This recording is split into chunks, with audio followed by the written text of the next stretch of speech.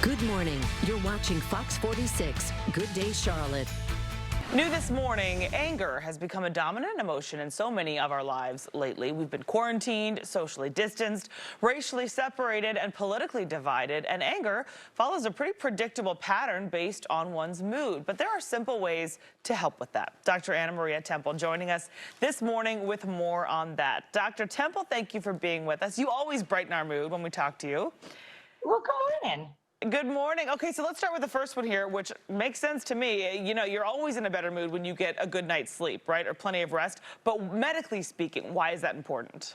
Well, you know, when we're sleep deprived, we're so irritable. We're so much more likely to be snappy with our kids, with people on the road that are cutting us off, because lack of sleep increases our anxiety.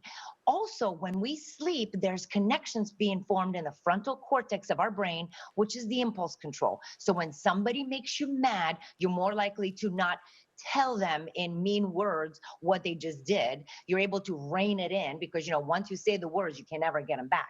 So sleep helps us with impulse control, decrease anxiety, and also makes us less on edge. Number two is to eat better food, and this really may be now as important as anything in order to keep our bodies going for, you know, you would think typically for physical health, but people maybe underestimate the importance of as far as that goes for mental health as well. That's right, because you know what? Everybody knows about neurotransmitters, dopamine, serotonin. What we don't realize is that those neurotransmitters are made from food. And the way we're going to improve our dopamine levels is going to be to eating fresh bananas.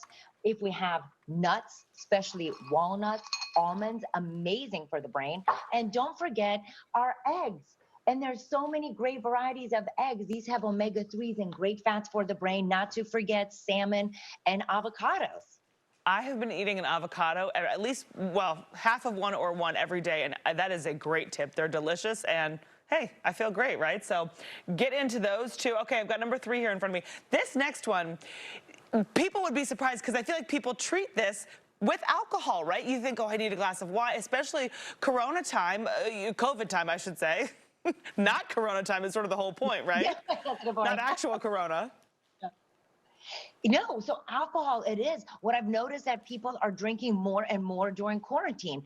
And we think that this is simmering our mind and you drink it. What you don't realize when you drink alcohol is a depressant, which means it makes you sad. So if you're already angry about what stuff is going on, you're going to be sadder and angrier. The other thing, a lot of know is that when you go, this may make you sleepy, so you go to sleep easier, but alcohol breaks down into sugar in the middle of the night, so you wake up at 3 or 4 o'clock in the morning, don't know why, or it messes up your sleep all night long, and we just talked about with that poor sleep increases your anxiety. The other thing alcohol does is decreases your neurotransmitters like serotonin, which is super important in controlling anxiety. So no alcohol, not even if it's red wine or if it's organic. Sorry. All right. Okay. Another thing that we typically think does one thing, or maybe we want to do one thing, but can end up doing the other in terms of connectivity, but really leaving us less connected. What are your thoughts on social media in times like this? You know, I'm worried because there's a lot of negative content out there. There's a lot of people that are angry and a lot of people that are mad. And I understand, I get it. But the more you follow, if that's everything you follow is people that are angry and mad, guess what? You're going to be angry and mad. And we think that because we're on Zoom, which, you know, I love you on Zoom, but we think that Zoom is human connectivity. It's not. The brain needs a person in front of us in order to make that connection. When the brain sees us on Zoom, it just thinks we're watching TV. So we need more people contact and a little less social media. All right, we're out of time, but I know your last tip is to learn how to meditate. So good advice to look into that as well. Dr. Anna Maria Temple, thank you so much for the time. Have a great Tuesday. Thanks so much, you too. Great to be here.